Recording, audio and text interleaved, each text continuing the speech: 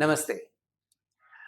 बहुत सारा क्वेरीज आ जाता है कि बेसिकली सेक्शन 138 में समन्स और वारंट और नॉन अवेलेबल वारंट का क्या प्रोसीजर है, कभी-कभी इतना डिले क्यों होता है? सेक्शन 138 जो चेक बाउंसिंग केस होता है ना, उसका एक प्रोसीजर होता है कि सबसे पहले आप कंप्लेंट फाइल करोगे ना, तो समन्स इश्यू होगा। समन्स अगर डिलीवर्ड हो गया, वो नहीं आता है, तो बेलेबल वारंट होता है। मान लीजिए बेलेबल वारंट डिलीवर्ड हुआ या नहीं हुआ, बट समन्स डिलीवर्ड हुआ, तो एनबीडब्ल्यू इश्यू होता है। और अगर वो एनबीडब्ल्यू में नहीं आता है, तो आगे का प्रोसीजर होता है। अब हो क्या रहा है बेसिकली कि ये जो प्रोसीजर होता है, इसको हमें समझने का बहुत रेलेवेंट इम्पोर्टेंस देना पड़ेगा।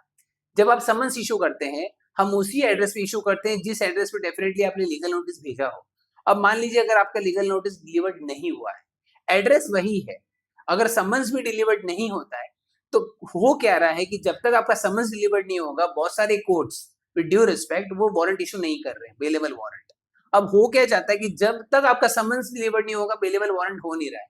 हाँ, ये अलग बात है कि एक प्रोसीजर हो जाता है कि आप एक एफिडेविट दे दो समन्स में और बेलेबल वारंट इश्यू हो जाता है। अब बेलेबल वारंट जो होता है वो अरेस्ट वारंट नहीं होता है, वो एक तरह से इन्फॉर्मेशन होता है कि आपके अगेंस्ट में केस हुआ है, आप आइए कोर्ट में। अब हो ऐसे रहा है कि जब बेलेबल वारंट जाता है तो कभी-कभी पुलिस का रिपोर्ट भी आ जाता है कि वो है, वो नहीं है। अगर वो है और नहीं आता है तो आपका नॉन बेलेबल वारंट इश्यू होता है। मुद्दा इधर हो जाता है कि अगर वो नहीं मिल रहा है, अगर पुलिस ये बोलता है कि वो है ही नहीं है, तो एनबीडब्ल्यू भी इश्यू नहीं होता है। वेल इट डेफिनेटली एक प्रोसीजर हो जाता है जहाँ पे हम रिक्वेस्ट करते हैं कोर्ट को कि आप एनबीडब्ल्यू इश्यू करो बिकॉज़ ये एड्रेस वही है जहाँ पे समन्स जा चुका है। कभी-कभी वो एनबीडब्ल्यू इश्यू कर देते हैं। अब बहुत सारे प्रोसीजर्स में ऐसे हो रहा है कि जब तक समन्स नहीं मिलेगा, वारंट स्टेज आ ही नहीं रहा है। अगर वारंट स्टेज ही नहीं आएगा, तो 138 as such being a criminal matter बहुत टेक्निकल मैटर होता है ये सब, वो आगे बढ़ ही नहीं रहा है।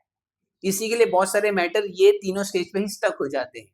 तो समन्स, बेलेबल वारंट, एनबीडब्ल्यू और मान लीजिए अगर वो एक बार भी आता है इन तीनों पीरियड में, उसके बाद एटलीस्ट आप प्रोक्लेमेशन कर सकते हो।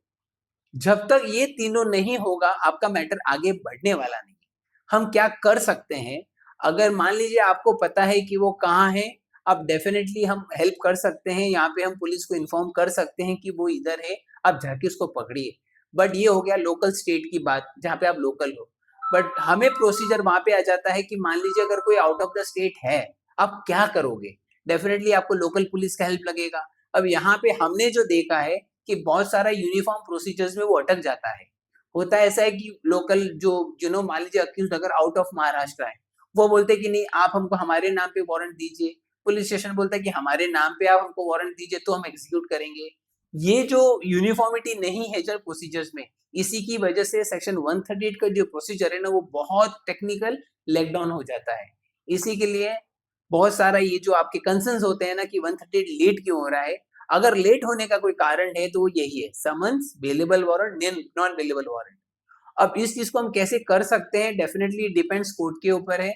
हाँ, इसमें कुछ ना तो कुछ स्कोप आना चाहिए कि किस तरीके से हम हैंडल कर सकते हैं, बट प्रोसीजर यही है।